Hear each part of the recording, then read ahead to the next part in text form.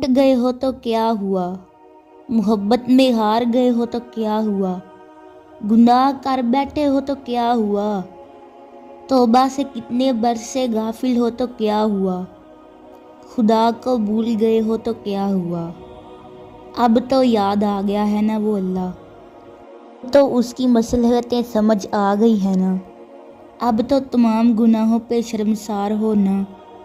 यही उसकी मोहब्बत है, यही उसका करम है। जब अल्लाह किसी को अपनी तरफ लाना चाहता है तो पहले उसे गिराता है, फिर उसे उसके ऐबों से रोशनास करवाता है। और तौबा की तौफीक तो तब तक नहीं मिलती जब तक अल्लाह ने माफ़ ना करना हो। वो सदियों के बाद हो या लम्हों के बाद, जब भी हो तुम्हें अल्लाह का ख्याल आए तो उसकी तरफ भाग जाओ।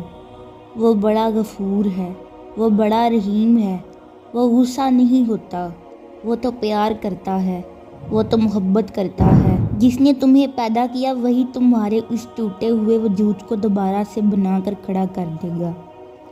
इन तमाम लोगों के सामने जिन्होंने तुम्हें रेजा रेजा कर दिया था, फिर तुम नाज करोगे अपने टूटने पर।